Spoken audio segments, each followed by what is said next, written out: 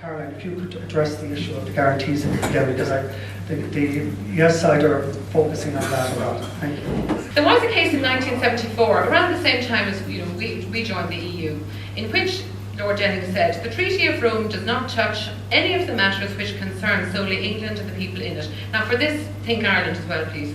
He said, "These are still governed by English law. They are not affected by the treaty. But when we come to matters with a European element, the treaty is like an incoming tide. It flows into the estuaries and up the rivers. It cannot be held back. Parliament has decreed that the treaty is henceforth to be part of our law. It is equal in force to any statute." That was what he said in 1974. And it's very interesting, that's always quoted by people who want to give you a particular view on Europe. What they won't tell you is that Lord Jennings had changed his mind quite a degree by the time he came to 1990, and he was asked to write the introduction to a book about the European Court of Justice. And the question was, were they judges or were they policy makers? And in 1990, that's a long time ago now, nearly 20 years ago, he said, "Our sovereignty has been taken away by the European Court of Justice. Our courts must no longer enforce our national laws. They must enforce community law. No longer is European law an incoming tide flowing up the estuaries of England. It is now like a tidal wave, bringing down our sea walls and flowing inland over our fields and houses to the dismay of all." I wonder if he were alive today, what he would say if he read the Lisbon Treaty. And I'm sure he would be, as I was, and as most of you were who've looked at it, Martin included, pretty horrified. I was interested to see at the Humbert Summer School, which was reported in the papers in the last 2 weeks, the comments that were made by Minister for Foreign Affairs, Micheál Martin, and the director of, what's the group he's calling himself now, Director of Ireland for Europe campaign, Pat Cox. And they had to say a number of interesting things. Minister Martin talked about the agreement they had achieved to retain a commissioner for every member state. But he didn't tell us that under the Lisbon Treaty, we were actually going to lose our right to decide who our commissioner would be. He then said that voting no would damage our future investment and job creation prospects. He said that the guarantees negotiated in Brussels constitute a legally binding international agreement.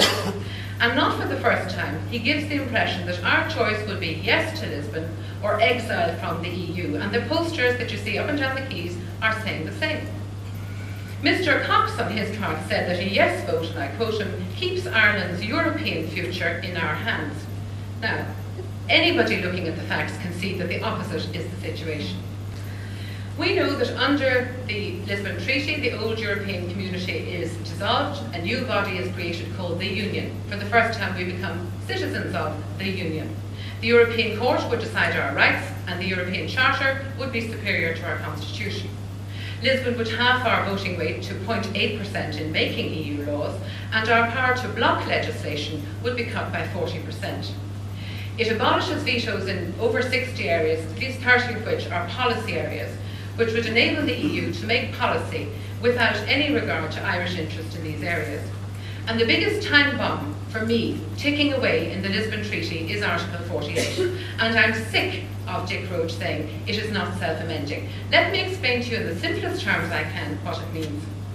Article 48 would allow the EU leaders, our Taoiseach being one, to further empower the Union without any need for further treaty or referendum. Now the Taoiseach would need the permission of the Oireachtas, but the people would be taken out of the decision-making process. No other treaty has ever done this. That is crucial.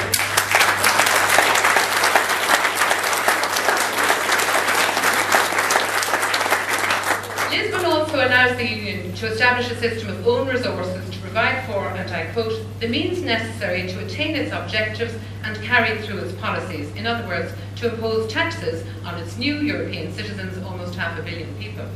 And looking at the way they have been able to account for over 100 billion being spent every year for the last decade, I wouldn't be happy with that.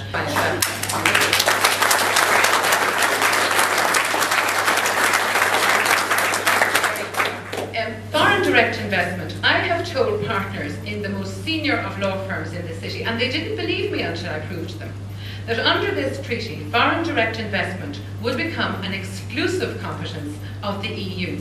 That means There will no longer be Irish foreign direct investment policy, there will be EU foreign direct investment policy, and only the EU could legislate, and only the EU could make legally binding agreements in the area of foreign direct investment. And despite the fact that we said no to Lisbon last year, you might be interested to know that last year there were over 8,800 jobs created in this country in the area of foreign direct investment, and it is worth 16 billion euros to our exchequer. So bear that in mind. We cannot, in this economic crisis, give up the tools that would help us to create more wealth. We are not yet ready to be generating new industries, new software, new whatever. We have to do that. We must foster entrepreneurship. We must help small and medium-sized businesses. But while we wait for them to become productive and income producing, we cannot afford to lose the tools that enable us to go out and bring in all the multinationals from whom we have benefited so richly over the years, and we've been able to supply them with a highly qualified workforce. We cannot afford to give that away. It would be sheer madness. Now, on the guarantees, I actually went out to get them. On the 2nd of October, we are not voting on the text of the Lisbon Treaty. We are voting on an amendment to our Constitution. Here it is. This amendment passed by the Dáil does not mention any Lisbon guarantees or give them any constitutional standing.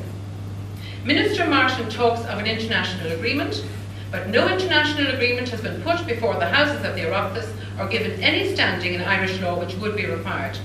The guarantees are also not part of any EU law. They may not be considered by the Irish courts or by the European Court of Justice.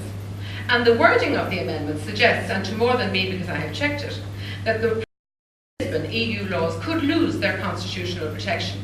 In their haste to insert for the first time a commitment to the EU in our Irish constitution, it seems that they have lost a phrase that was rather valuable. The other thing I would say, and I hope Brendan and a whole lot of other people down there are listening to me carefully on this, in relation to the Charter, as I'm looking at it here, the guarantees speak of the provisions in the Lisbon Treaty attributing legal status to the Charter. They say nothing in the Treaty of Lisbon attributing legal status to the Charter of Fundamental Rights of the European Union affects the scope and applicability of Article 40. They don't say that nothing in the Charter would affect the scope and applicability of Article 40. It's just nothing in the mechanism, the particular articles attributing legal status. I think you need to look at that a little bit further. So for me, I heard what Lennis Kinnock had to say, and I was very interested to hear the following day, the chairman of the House of Commons European Scrutiny Committee said, if the guarantees the Irish have got are legally binding, why do they need a protocol? Is this a stitch-up? And as far as I'm concerned, it's difficult not to agree with him. A no vote maintains the status quo, it's the only safe vote, and it is essential to keep our strength in Europe, because a yes vote diminishes our strength and is not the way we should go. And we will stay at the heart of Europe, and we will stay strong in Europe, because we will not agree to the dilution of our presence there, which the Lisbon Treaty presents. Thank you very much.